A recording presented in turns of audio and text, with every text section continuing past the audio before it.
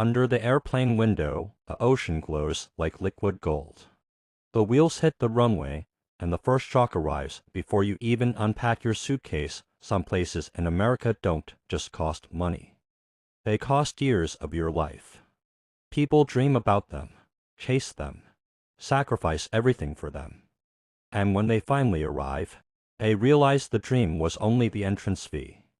Living there is the real price.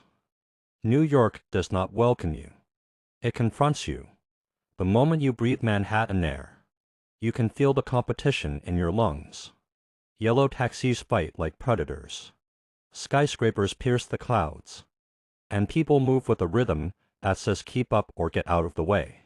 You think you're renting an apartment, but you're renting a permission slip to exist in the world's busiest stage. A studio barely bigger than a walk-in closet. A hallway disguised as a kitchen. A window that opens to another window, yet the rent is higher than mortgages in entire American towns. Locals don't laugh, they shrug. Because everyone in New York believes the same lie: if you can't survive here, then the struggle is a badge of honor.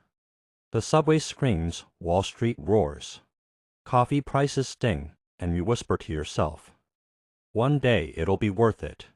And then you meet someone paying triple your rent for a basement with no sunlight.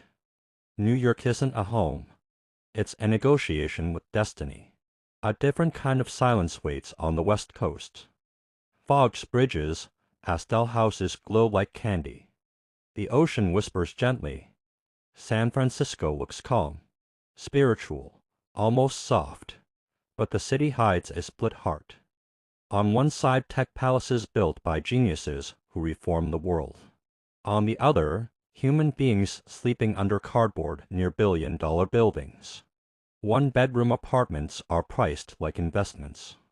Groceries feel like luxury goods.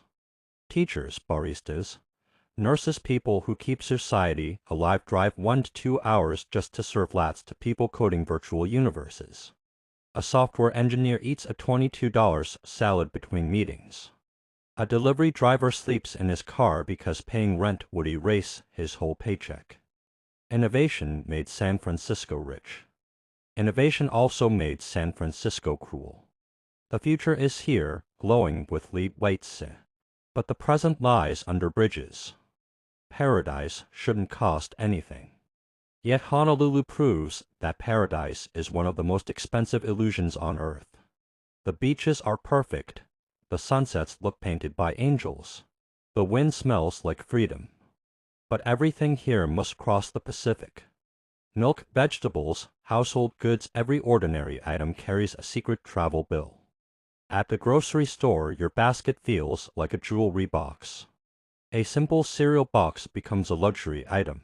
Ground beef costs like steak in the mainland, and rent competes with ocean views.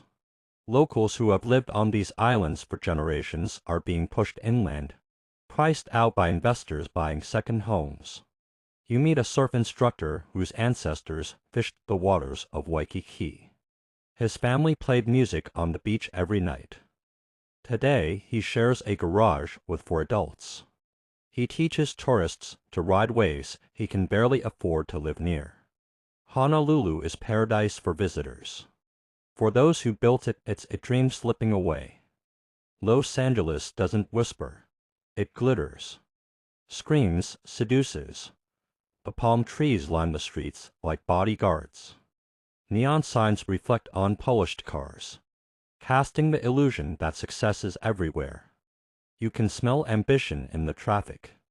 Actors, singers, athletes, photographers, influencers, everyone here is reaching for the sky. Some come with money, many arrive with hope. And the city feeds on both. Rent is a gamble. Living close to Hollywood feels like living close to destiny. People live in studios the size of bedrooms so they can be a 15-minute drive from a chance at fame. Shiny mansions watch from the hills, their windows glowing like trophies. 4 hours slide across Sunset Boulevard. Influencers film morning routines beside infinity pools. Down below, in dim parking lots, people sleep in their cars and shower at gyms because the dream is still alive inside them. They didn't fail, they're still trying. And Los Angeles rewards victory so loudly that even a stranger's success keeps you here one more month. Nobody sees your struggle. Everyone sees someone else's highlight reel. Boston doesn't chase celebrities or skyscraper glamour. Boston respects intellect. Cold winters. Brick streets, sharp minds. It is a city that breathes education and medicine. Harvard stands like a monument to human ambition. MIT quietly builds tomorrow behind secure doors. Hospitals filled with researchers. Specialists, scientists, this is not a playground. This is a proving ground. People don't come for lights. They come for legacy, but legacy is expensive. A tiny apartment near Cambridge costs what full houses cost in the Midwest. Students earn degrees that feel like anchors when the bills arrive. Professionals share apartments because the rent punishes even six-figure incomes. A grocery trip becomes a negotiation. Bread, fruit, eggs, ordinary items carry elite-priced tags. Yet nobody leaves because a single discovery in a lab, a single breakthrough in a university, a single career built in this cold city can echo through generations. Boston asked not how much money you have, but how much discomfort you can tolerate in the name of progress. These 5 places don't sell buildings. They sell identity. In New York, you pay to be unstoppable. In San Francisco, you pay to stand beside the future. In Honolulu, you pay to breathe beauty. In Los Angeles, you pay for the possibility of being seen. In Boston, you pay for the privilege of knowledge. They never tell you the real secret: the rent isn't only financial. These cities charge you time, youth, health, friendships, energy, sleep. They take little pieces of you in exchange for a version of yourself that may or may not ever appear. Some people become legends. Many become lessons.